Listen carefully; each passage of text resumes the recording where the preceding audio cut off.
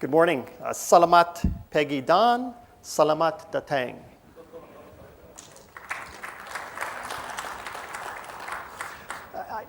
I'm delighted to see how many people are here at this event. 2 years ago, we were still relegated to delivering curious implementations of mobile for innovation groups and early adopters.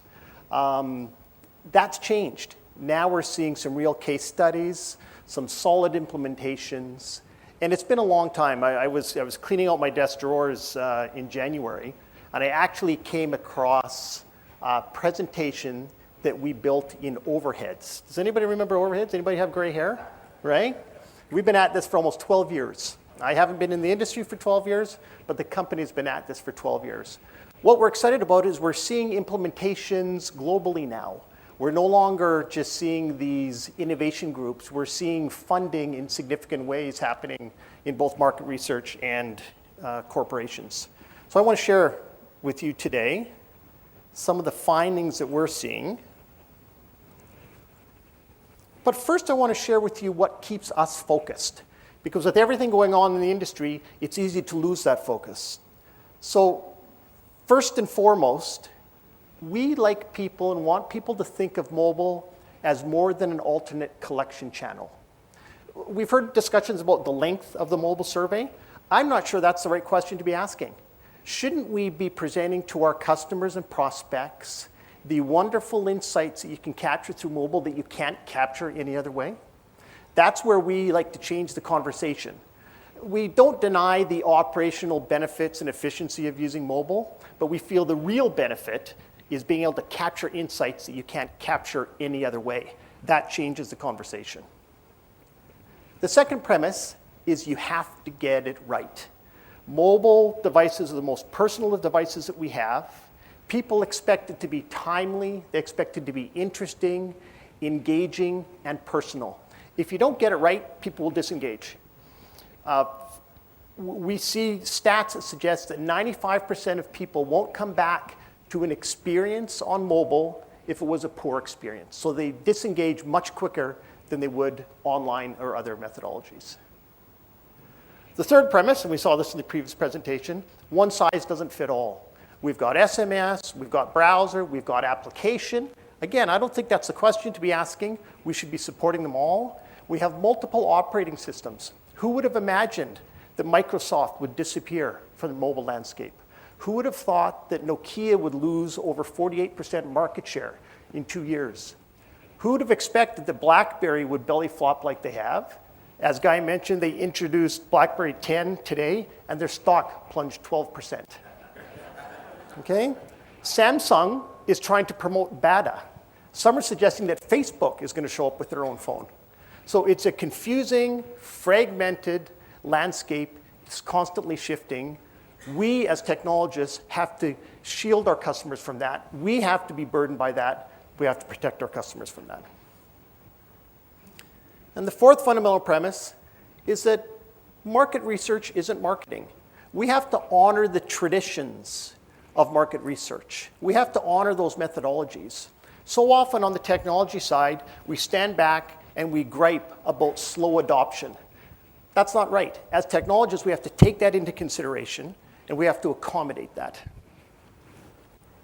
So I believe that there are two situations that we need to consider, and we have to take them both into account. The first of which, and Ray used this term, we've been using it for about a year now, is accidental mobile. So here's the reality, the sad reality, is we're all in the mobile business whether we like it or not. Our customers have smartphones and they're using them as such. We can't prevent it, we have to acknowledge it, and their expectations are higher. They don't make any accommodation for market research. They don't say, well, that's market research, therefore I'll put up with an average experience. The second situation is what we call purposeful mobile, where you consciously make the decision to exploit the capabilities of the mobile solution. So the Future Foundation coined a term called smart boredom, where they shared with us that people no longer have idle time or downtime, that they're consciously using that time, and if we're engaging them, they'll use it to take our surveys. But here's the deal. we have to interact with them on their terms, not our terms. So we don't set out to frustrate people. Sorry, advanced. We don't set out to frustrate people with our surveys, but often we do. And we're still seeing examples like this. And that's just, we know we can do so much better than that. So why does it matter? We're engaged with a single focus in mind. When our brand customers or market research customers engage us, they want us to promote their brand equity. And what we need to be conscious of is that we can unwittingly actually erode brand equity. Okay? So grids on a mobile device, it's possible, but not this way. You know, a sea of bubbles. These are our surveys that we've just picked up over the last couple of months. This was for a mobile provider. Flash-enabled, which means it wouldn't have been available on iPhone. So we're still seeing examples like this in the marketplace. So here's the important message that I want to leave, is that as important as it is to embrace mobile, if we don't embrace it, it can negatively affect what we thought was a safe, predictable methodology such as online. So to ignore mobile and to not consider it, we're actually eroding the confidence of our customers. So the good news is technology is not the barrier. It's about the implementation of that technology. You should all hold your provider accountable to a higher standard. The technology is available to allow the mobile survey to render properly on a mobile device. It can identify style guides. It can identify branding. It can appropriately reconfigure itself for different size screens. It can identify whether you've got a touch screen or a keyboard or both. So technology is not the barrier. It's up to us to engage that technology, and it's up to you as customers to hold your technology partners to a higher standard. We can no longer hide behind the fact that the technology is a barrier.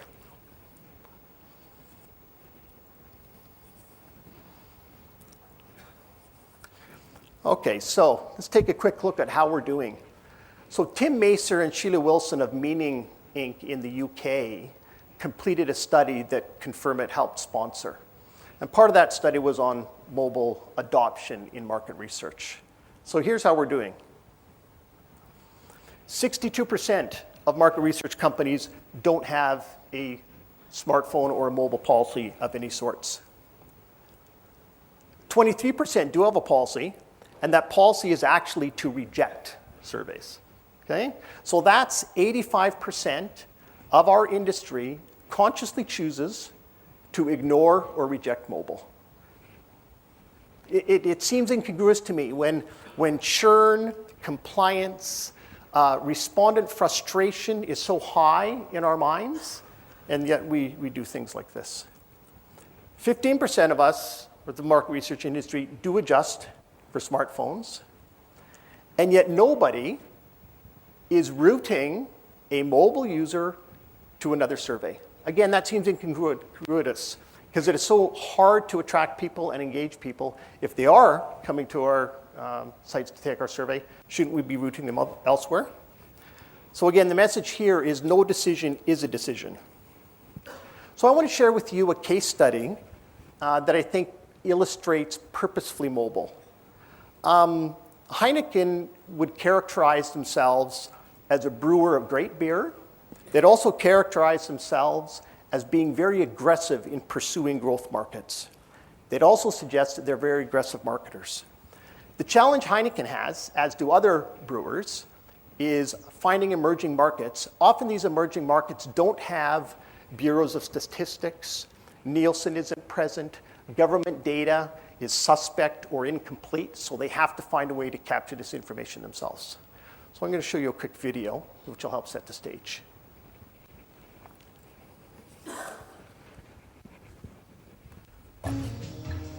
Heineken will provide you with all the necessary support to achieve your mission. Your beer will self-destruct in 5 seconds. Go to the beginning of the...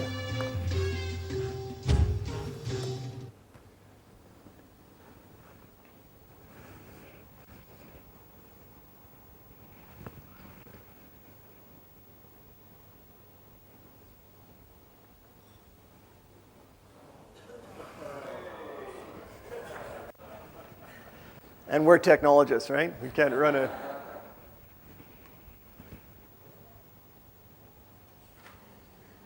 Well, that's too bad, and you tested this before. Okay, tell you what, while he's trying to reset that, do you have to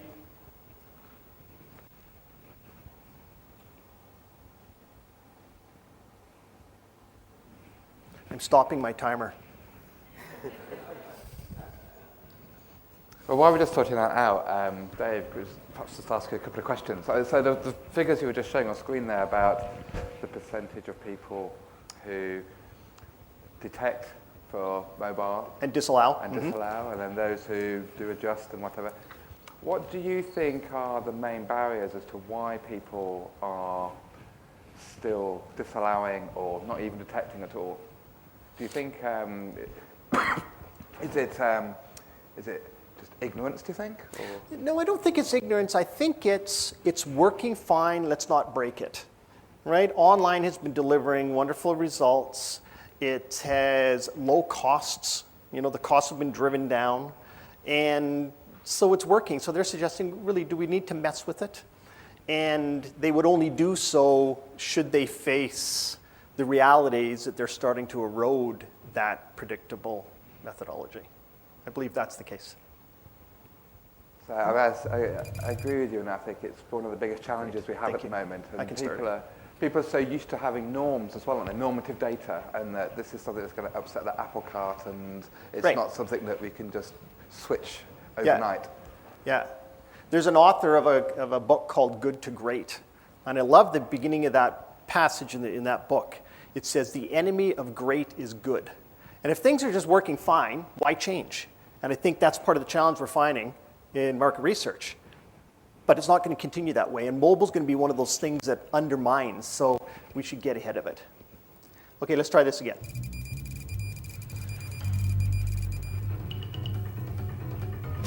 This was left for you, sir. Thank you. Will there be anything else? No, it's all. Good evening, Mr. Hunt. Your mission, should you choose to accept it, is to understand our customers in Africa and the Middle East. Who are they? Where are they? What are they drinking? Using this mobile device with state-of-the-art programming, you must secure this top-secret information. The following is your mission's dossier. Agent, you must locate all outlets and segment them by channel. More than 1 million outlets have already been mapped and analyzed with a high level of data integrity. The pressure is on. The ETS coordinates will be captured. This will ensure field coverage, and we need them for our geomarketing intelligence service. You must also identify what drives our customers and our consumers to buy and drink our beer brands. As a result, Mr. Hunt, we expect a full report that tells us where to go, what to do, and how to do it. Trade census, building brand from the ground up. Heineken will provide you with all the necessary support to achieve your mission. Your beer will self-destruct in 5 seconds.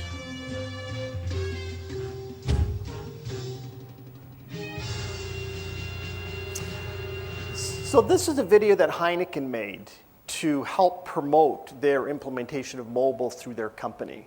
So when you've got a powerhouse brand that's spending this sort of money to promote internally their capabilities, we think we're really on to something. The other thing I like about Heineken is their sense of humor. So time for reflection. You can't be a real country unless you have a beer and an airline. It helps if you have some kind of football team or some nuclear weapons, but at the very least you need a beer, right? Every presentation should have a quote from a rock star. Okay, so let's talk about what Heineken's focus is. They've got a number of emerging markets that are penetrating. I'm going to talk to you about what we're doing with them in Africa. So Heineken's been in Africa for over 100 years. They enter a market through acquisition and then consolidation, and then they aggressively penetrate that market through focused programs and plans. And they have a very disciplined model that they use. In Africa, there's a growing middle class, but as you can imagine, Africa is also plagued with other challenges. Lack of infrastructure, corruption is still a real challenge, and the shifting landscape. 3 years ago, the powerhouses would be South Africa, And then South Africa and Kenya were the powerhouses. That shifted. They've started to wane in their economic prowess. And we're seeing Nigeria, Sierra Leone, and Ethiopia. So Heineken is constantly trying to maneuver into these different markets. The initial project we did with them was in Nigeria, where we helped them identify 500,000 outlets and profile them. So here's what they look at. This is the battleground. The traditional markets of Europe and the US are no longer delivering significant growth for them. And I don't know about you, but I find some of these numbers stunning. 73 liters of beer consumed in the US per capita per year. 67 in Europe. Massive numbers. The good news, I think Wally and Paul, my colleagues from Confirmit, will appreciate, is that Britain, 101 liters of beer per capita per year. And I know Paul contributes to that number nicely. Okay. But here's the opportunity. Flat growth in those other areas, significant aggressive growth in both Asia and in Africa. So these are their targets. So they've asked us to help them answer some very specific business questions. What we like about this is these are business driver questions. Specifically, or in summary, they're really asking us three things. Where do we go? What should we sell? And where should we brand?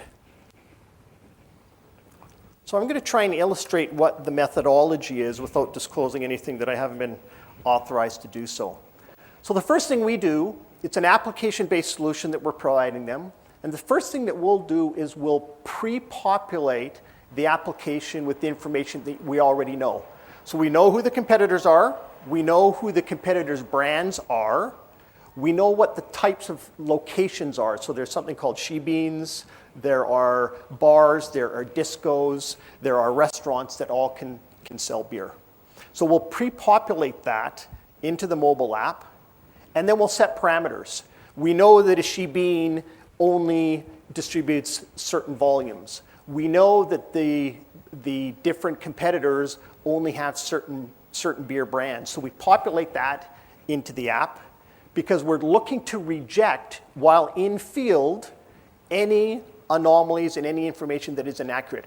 Because in Africa, you don't go back to field. Security is a big issue. It's very costly. You go into field, you get in, you get out, and then you go to the next territory and region. You don't get to revise your findings.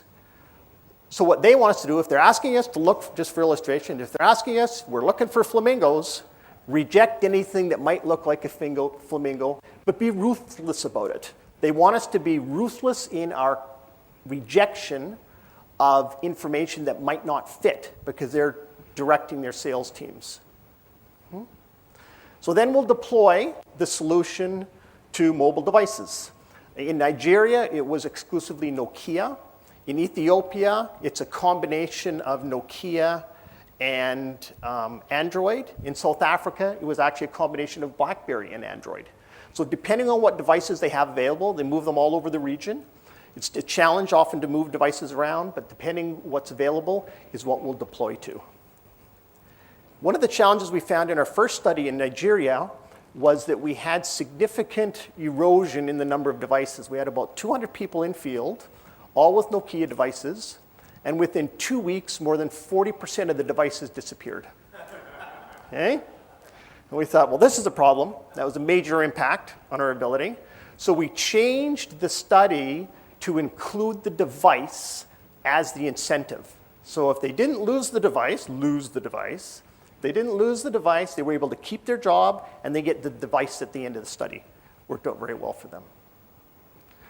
The enumerators then go out in the field, and they have some very specific requirements.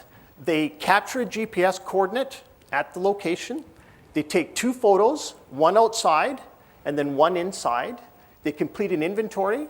They conduct an interview with the proprietor, and they collect some other information, but that's the core information. So this is our illustration of a data router. So still, while they're in field, if online capability is available, the information is captured real time, and it'll be analyzed, cleaned, or routed based on whether it's really not just flamingos, or it's flamingos, all in real time. Because again, if they don't have online capability, we do this once a day at night. We set up a situation room that's staffed 24 hours. They analyze the data so that the information can be cleaned and accepted or rejected. So this is what we've helped them find. So this is actually in Kinshasa, the Congo. The goal here is to validate the data. So is this truly a picture of a shebeen? And are the volumes correct? Is the information validated to the extent that they are willing to accept this record? Then they look at the coverage. Okay, so that's the same representation. They're looking for white space. Has the enumerator followed the routing that we provided them? Are there any gaps? Because again, they want to be as diligent as they can. And you can see the sorts of numbers that are starting to be collected. So this is in Congo. Congo is broken up into Kinshasa, south of the river, and Brazzaville, north of the river. We captured 65,000 locations in Kinshasa, which is 25% more than they suspected there would be. So they see this as a tremendous success because they didn't realize that there were that many more locations. So then we overlay a heat map, or build a heat map that compares the volume of the density of the outlets and of population so that we can see where the opportunities are and help direct their team. Because following the advanced team, they send a very specific penetration team in that then follows a specific routing, because there are literally thousands of locations, places that sell beer off the backs of motorcycles. But they need to pick where it is that they want to sell. We provide them specific routing as to which of these locations that they should be targeting. So specific results are acted upon. This is a before picture. I took this in Ethiopia in November, and this is an after picture. So that's Heineken on the right. That's their brand called Harar, and that's their competitor on the left called St. George. So they're being very aggressive and very specific as to their targeting. And they paid us one of the best compliments we could hope for as a technical provider. They said, you help us make money. And isn't that really the holy grail in market research? Is actionable results that directly impact top line revenue. And so we really think we've got something going well with Heineken. So in closing, we think mobile's ready for prime time. We've got implementations around the world. This is an example of a trade census or CAPI project. We've got diary projects, we've got ethnography, we've got panel, and we've got voice of the customer projects. So I'd like to challenge everybody to share case studies next time we all get together, because we know there's some really cool implementations out in the marketplace. Thank you very much.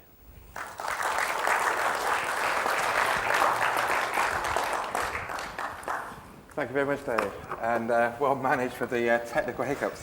So you don't get that happening on a mobile device, do you? Never. Or if it does, it just closes and you straight back up within a second. Yeah. Do we have any questions for Dave from the audience?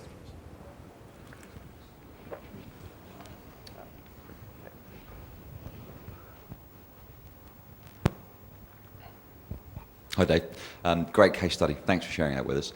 Just one question. We all know about the problems of carrying out research in Africa, besides the lost devices. But we're also aware of significant coverage issues with telco operators across Africa. How did you deal with that app? Was it a cash app? Like you say, you got together in your situation room at night. Did you then share the data at that point where they were in coverage, or were they doing it live when they were actually capturing it in the daytime? If there was connectability and they had the ability to be online, it would be real time and live, so the information would come in. The app is sophisticated enough to store the information on the device or actually back it up to an SD card. Because in some cases, like outside of Kinshasa, we're sending people out for hundreds of miles for 4 or 5 days with a backpack. And what they need to do is find a charging station, but they've got no connectability. When they do find an area to connect, then we'll download or upload the data and analyze it at that time. But you're right, connectability is a big issue. Dave, one question. I'm very curious, and it's a brilliant move in terms of giving the mobile as an incentive to the field staff. Mm-hmm. Is that per survey? They've got their quotas they need to make. And one of the benefits of having GPS coordinates is you can track their productivity, and we're doing some field force management. But yeah. No, they have to do more than one survey to get there.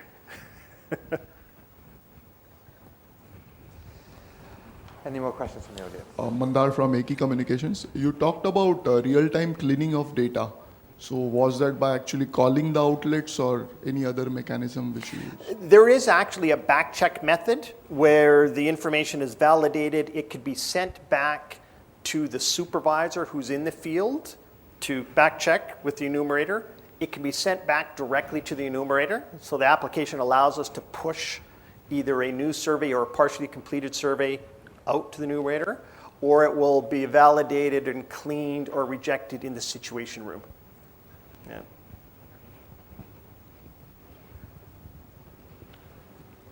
Any more questions at all? Okay, well in that case then, thank you very much, Dave. Okay, Thank you. thanks, Guy.